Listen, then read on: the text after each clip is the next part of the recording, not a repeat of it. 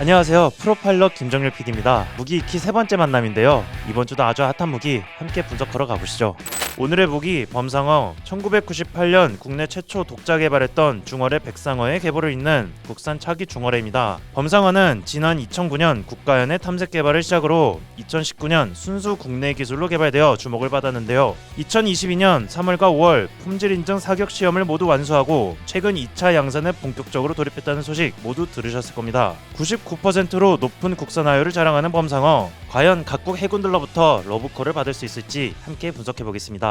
어뢰는 무게와 구경에 따라 중어뢰와 경어뢰로 나뉘는데요. 중어뢰는 구경 21인치, 무게는 대략 1톤 이상으로 규정되어 있는데 범상어는 21인치 구경과 1.5톤이 넘는 무게 그리고 6.5m의 길이를 가지고 있어 중어뢰에 속합니다. 안에 들어가는 탄두는 PBX 탄두로 TNT 460kg 수준의 폭발력을 가지고 있기 때문에 대형 수상함과 잠수함을 상대하는 데 제격이죠. 그리고 무선 방식으로 사용됐던 기존의 백상어와는 달리 범상어는 선유도 방식인데요. 잠수함과 강섬유로 연결된 범상어는 유도 통제 능력을 갖추고 있어 직접 적 함정을 요격할 수 있기 때문에 수중에 떠다니는 기만기에도 대응할 수 있습니다. 이렇게 사거리 40km에서 50km 구간을 유도 조정할 수 있고 또 높은 명중률을 보여주니 아군 잠수함 생존성을 증가시킬 수 있는 것이죠. 게다가 범상어는 대용량 고출력 2차 전지를 사용한 전기 추진 방식이라 고속 고출력 전동기에 전력 공급을 할 수 있습니다. 전기 에너지를 사용하기 때문에 은밀한 이동이 가능하고 최고 속도 50노트까지도 무리 없이 올라간다고 합니다. 속도도 빠를 뿐 아니라 충격과 자기 감응이 두 가지 방식으로 탄두가 폭발하는데요. 자기 감응식의 경우에는 표적인 적 함선에 가까이 접근하면 어뢰가 폭발해 두동강 내버리는 엄청난 위력을 보여줍니다. 이토록 강력한 범상어, 양산이 진행되는 만큼 품질 검증은 어떻게 이루어지는지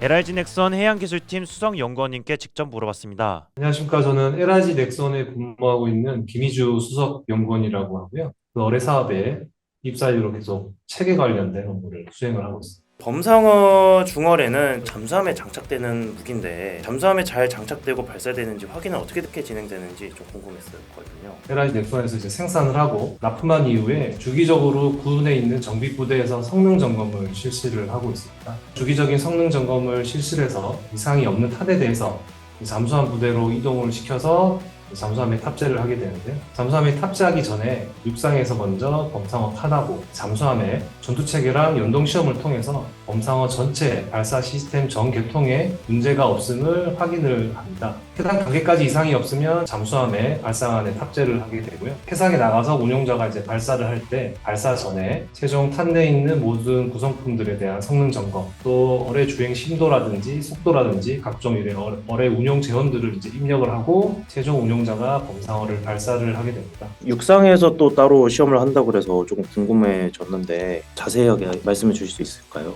사전에 품질 확인차 잠수함에 탑재를 하기 전에 탄은 육상에 두고 50m 상당의 긴 케이블을 이용해서 실제 잠수함 내부에 있는 전투체계 콘솔과 육상에 있는 범상어를 연결을 시켜서 전체 잠수함의 발사 시스템하고 범상어 탄에 이상이 없는지를 확인하고 잠수함에 탑재를 하게 됩니다. 이런 절차를 수행하는 게 잠수함에 어뢰를 탑재를 하거나 하역을 할 때 절차가 상당히 복잡합니다. 그래서 소요 시간이 너무 길기 때문에 사전에 육상에서 먼저 점검을 하고 탑재를 수행을 하게 됩니다. 아, 그런 차이가 있구나. 다음 또 질문 드릴게요. 범상어는 좀 감응식 어뢰라고 알고 있는데 그 높은 명중률을 위해서 가장 신경 쓰면서 제작하는 파트가 있다면 어디인지 궁금했었습니다. 질문하신 것처럼 범상어는 이제 감응식 어뢰입니다. 수중에서 주행을 할 때 자기가 이제 자기장을 발생을 시키고 표적과 일정 거리 이내로 이제 근접을 하면 해당 자기장에 와전류 자기장이 이제 발생을 하고 해당 와전류 자기장을 탐지를 해서 최종 탄두를 이제 기폭하는 원리가 되는데 이런 자기장을 발생시키고 또 와전류 자기장을 탐지하는 구성품이 근접 자기 센서 송수신부라는 이제 구성품이 있습니다. 아무래도 감응식 어뢰의 핵심 구성품이다 보니까 실제로 저희가 뭐 이 구성품 단위 성능 시험도 있지만 한 체계 조립 상태에서도 이런 근접 자기 센서 송수신부에 자기장이 발생되고 그다음에 와전류 자기장을 정확하게 탐지하는지 생산할 때도 물론 검사를 하고 있고요. 납품 이후에 정비 부대에서도 이제 주기적으로 성능 시험을 수행을 해서 주기적으로 품질 관리도 하고 있습니다. 이렇게 까다로운 품질 관리를 거친 범상어, 어떻게 이런 강한 파괴력을 보여주는지 LIG 넥스원 범상어 사업 담당자님께 직접 물어봤습니다. 안녕하세요. 저는 LIG 넥스원 해양사업부에서 범상어 사업 관리를 담당하고 있는 문보규 매니저라고 합니다. 예, 범상어는 적 선체 밑에서 폭발해서 버블제트를 일으킨다고 들었거든요. 버블제트의 원리가 좀 궁금한데요. 버블제트 같은 경우는 이제 어뢰가 폭발하는 순간 고온고압의 폭발 생성물로 가스버블이 이제 발생하게 되는데, 고온고압의 가스버블은 물속에서 수면으로 부상할 때 물기둥과 같은 굉장히 커다란 버블제트 효과를 내는데, 선체를 가르거나 이제 폭발시키는 데 가장 치명적인 효과를 줄 수가 있습니다. 얼핏 생각하기에는 직격을 해서 맞추는 게 더 강해 보이는데 이제 버블제트가 더 강한 이유가 있을까요? 그 직접 충격으로 인한 폭파는 이제 표적에 데미지를 줄 수 있지만 침몰에 장담하기 어렵습니다. 이제 수상함 같은 경우에는 격벽이 굉장히 많기 때문에 일부 부분에만 이제 데미지를 주고 침몰을 하지 않을 수도 있습니다. 그런 확률이 높고요. 직접 기폭에 의한 이제 폭발은 반경이 굉장히 좁은 반면에 간접 기폭에 의한 폭발 반경은 굉장히 상대적으로 넓고, 그리고 이로 인한 이제 데미지와 그 버블제트 효과는 수상함과 같은 이제 수천 톤에 달하는 표적을 격침시키기에는 가장 효과적인 방법이라고 말씀드릴 수 있습니다. 그리고 범상어는 대용량 고출력 2차 전지를 사용한다고 알려져 있거든요. 그래서 2차 전지에 대한 설명도 좀 부탁드리겠습니다. 범상어는 2차 전지로 이제 리튬 전지를 적용해서 사용하고 있는데요. 범상어의 리튬 2차 전지는 에너지 밀도가 굉장히 높고 순간 방정 능력이 굉장히 크기 때문에 순간적으로 폭발적인 힘을 내야 되는 고출력 추진 전동기의 동작에 굉장히 유리합니다. 그리고 이 저소음이라는 그 특징이 있고, 이뿐만 아니라 이제 리튬 2차 전지는 이제 전지셀 제작이 굉장히 자유로운 형태로 가능하기 때문에 어뢰와 같이 좁고 한정된 공간에서 형상 설계가 가능하다라는 또 장점 또한 있습니다. 이러한 리튬 2차 전지의 적용으로 범상어의 긴 주행거리와 그리고 이제 높은 속력에 필요한 에너지를 공급받고 있습니다. 갈수록 이제 지정학적 이런 리스크가 이제 커짐에 따라서 저희 이제 해양에 대한 이런 안보에도 굉장히 좀 중요성이 부각이 될 것 같습니다. 특히 이제 커다란 수상함을 공격하는 주요 무장 체계는 중어뢰밖에 없습니다. 그런 면에서 은밀하게 적 수상함을 단 일격에 무력화시킬 수 있는 무기라는 점이 굉장히 큰 매력이 있지 않나 생각합니다. 품질도 보장, 공격력도 보장인 범상어, 안 살래야 안 살 수 없어 보이는데요. 범상어 수출 가능성과 또 미래 어뢰 개발계까지 전 범상어 사업단장이셨던 국가연 수석연구원님께 직접 물어봤습니다. 저는 현재 국가연에서 수중 무기 체계와 해양 무인 체계를 연구 개발하고 있는 김인학이라고 합니다. 범상어 개발을 이제 LIG 넥스원이랑 같이 했지 않습니까? 어떤 것에 중점을 두고 개발했는지 궁금했었거든요. 이전의 어뢰 사업과 마찬가지로 범상어 개발에서도 국가연은 운용 개념, 목표 성능, 그 다음에 전술 로직 개발, 기술 분석, 그리고 이제 잠수함 운용 통제 같은 소프트웨어적인 성격의 연구를 위주로 담당을 하고요. LIG는 국가연의 소프트웨어적인 분석을 통해서 나온 결과를 바탕으로 그 기능을 구현하고 상세한 설계 또는 제작을 하고, 그 다음에 이제 시험이나 나중에 군 운용에 필요한 장비를 개발한다든지, 그 다음에 양산 품질을 확보하는 이런 쪽의 하드웨어 제작을 담당하는 식의 역할 분담을 했습니다. 예를 하나 들자면 범상어는 선유도 어뢰인데 유선유도 장치를 개발하고 신뢰성을 높이는 거는 이제 LIG가 주로 담당을 하고, 저희들은 선유도 어뢰를 통제하기 위한 잠수함의 운용 통제 관련된 소프트웨어나 연동 개발은 담당을 해서 그런 선유도 성능을 구현할 수 있었습니다. 선유도 방식에 대해서도 조금 더 자세히 말씀 주시면 좋을 것 같은데요. 이 선유도 어뢰도 그 백상어처럼 자기가 자체 유도를 하는 기능을 기본으로 가지고 있습니다. 청상어나 백상어나 이런 어뢰들은 잠수함이나 발사함에서 발사를 하고 나면 그 다음부터는 어뢰와 발사 함정 간의 정보가 끊어지는 형태입니다.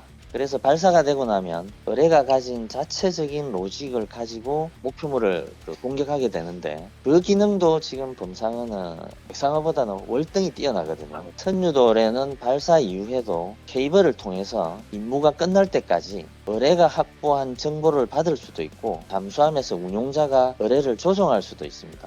훨씬 크고 멀리 그 다음에 더 정확하게 알 수 있는 그런 소나 시스템이 있기 때문에 어뢰보다는 잠수함에서 얻는 정보가 많거든요. 어뢰가 가지고 있는 감지 성능하고 더해서 사람의 판단, 그 다음에 잠수함이 가지고 있는 어떤 그 능력, 이거를 다 결합해서 중간중간에 개입을 할 수 있다는 뜻입니다. 다양한 이 정보들이 올라오고 거기에 맞춰서 이 의뢰를 가장 효율적으로 운용하기 위해서는 굉장히 복잡하고 방대한 소프트웨어가 들어가게 되거든요. 그 기술을 가진 나라가 지금 몇 개국이 안 되는데 저희들은 국산화한 잠수함에다가 그 기술을 집어넣어서 표적을 탐지하고 그 전술을 발휘할 수 있는 능력을 합쳐서 공격을 하기 때문에 훨씬 상대방의 대응에 대해서도 효과적으로 대응할 수 있고 공격 성공률도 훨씬 높일 수 있는 그런 장점이 있습니다. 또 다음 질문으로 넘어가겠습니다. 형상호도 이제 필리핀에 수출이 되기도 했었는데요. 이제 또 수출 가능성이 많이 제기가 되는데 금상어가 이제 순수 국내 기술로 개발됐고 그 말은 이제 수출을 할 때 어떤 다른 기술이나 어떤 장비에 대한 제한이 없다는 뜻이고요. 그 다음에 이제 선진국 주력 선유도 어뢰 성능을 보유하고 있어서 수출 경쟁력은 충분하다 이렇게 생각을 합니다. 다만 이제 말씀드린 것처럼 발사 이후에도 전술 운용 통제가 이루어지는 선유도 어뢰 특성상 잠수함 전투 체계와의 연계 수준이 굉장히 높거든요. 그래서 어뢰 단독으로 수출하는 방식이 아니고 잠수함과 같이 패키지 형태로 수출을 하거나 혹은 이제 기존 보유하는 잠수함의 전투 체계 개조를 결합한 방식의 수출 전략이 필요하고 어뢰의 특성이나 전술 로직도 다 알아야 되고 잠수함 하드웨어에 대한 정보나 기술이 다 확보된 상태라야 가능하기 때문에 잠수함과 묶어서 이렇게 수출하는 그런 형태가 될 것 같습니다. 사실 범상어 말고도 이제 차기 어뢰로 개발 중인 초공동 어뢰라고 들었어요. 근데 이제 초공동 어뢰라는 게 정확히 뭔지 잘 모르겠거든요. 어뢰가 물속에서 달리지 않습니까? 그래서 어뢰가 속력이 올라가면 물의 저항이 속력이 올라가는 정도보다 훨씬 더 저항이 커지거든요. 그러려면 필요한 추진력도 그만큼 이제 급격하게 증가합니다. 그러면 더 크고 강력한 추진 장치하고 에너지원이 필요하고 그러려면 다시 어뢰가 커져야 되고 그러면 다시 저항이 증가하는 악순환이 계속 일어나거든요. 그래서 기존 추진 방식의 어뢰는 그런 악순환의 한계 때문에 속력을 지금보다 2배 이렇게 대폭 올리는 것이 불가능하다 하는 게 정설로 알려져 있습니다. 그래서 이제 이 속력 한계를 극복하려고 물의 저항을 최소화하는 형태로 고안된 게 초공동 어뢰입니다. 공동이라고 하는 것은 땅 속에 어떤 동굴이나 어떤 구멍처럼 물 속에 물이 없이 비어있는 공간을 말하는데 어뢰 전체가 이 공동 안에 둘러싸여 있어서 어뢰 표면에 물의 저항이 직접 작용하지 않는 상태를 초공동 상태라고 하거든요. 이 초공동 상태에서 로켓으로 추진되는 어뢰를 초공동 어뢰라고 합니다. 그래서 이 초공동 어뢰는 현재까지는 러시아가 유일하게 개발을 완료해서 운용 중에 있고요. 시속 350km 정도 이상의 속력이 가능한 것으로 알려져 있습니다. 한간에는 시속 500km를 돌파했다 이런 정보도 알려져 있는 상태입니다. 이게 초공동 어뢰가 개발하기가 어려워 보이는데요. 이게 초공동 어뢰는 핵심 기술을 일부 국가연도 그다음에 산학연에서도 이렇게 하고 있는데 기존의 어뢰하고는 완전히 다른 어뢰고 사실은 미사일과 어뢰가 성격이 좀 섞여 있는 그런 형태라서 이거는 개발하기 위해서는 기술적인 부분도 지금까지와 좀 다른 새로운 도전이 좀 필요하고 또 하나는 특히 그 시험 인프라 문제가 관건이 될 거라고 생각하고 있습니다. 차기 어뢰가 이 초공동 어뢰일 것 같은데 이거를 이제 어떤 식으로 더 개발해 나갈 건지 그런 계획과 미래에는 수중 어뢰가 어떤 식으로 개발될지 궁금했거든요. 현재는 이제 그 범상어 이후에 청상어 후속으로 경어뢰2가 이제 작년에 업체 주관으로 체계 개발이 착수됐습니다. 이제 국가연도 기술 지원 역할로 참여를 하고 있고요. 가까운 시기로는 홍상어 후속 체계 개발이 지금 준비 중인 걸로 알고 있고요. 좀 장기적으로는 초고속으로 공격하는 초공동 어뢰나 공격해오는 어뢰를 방어하는 요격 어뢰 같은 어뢰도 대략 2030년대 체계 개발을 염두에 두고 운용 개념이나 소요가 검토 중에 있습니다. 이제 추측하기에는 그 미래의 어뢰는 계속해서 이제 고속화, 장거리화, 지능화 쪽으로 발전할 게 확실시되고 이제 더불어서 소형 어뢰, 그다음 다기능 어뢰, 복합 임무 어뢰 같은 새로운 형태의 어뢰도 출현할 수 있지 않을까 이렇게 예상을 해봅니다. 백상어를 시작으로 청상어, 홍상어, 그리고 범상어까지 지속적인 발전을 이루고 있는 국내 어뢰 개발 기술, 국산 잠수함과 함께 수출 시장을 장악하는 그날까지 프로파일럿이 함께 응원하며 지켜보겠습니다. 오늘 영상도 유익하셨다면 좋아요와 구독 부탁드리겠습니다. 필승!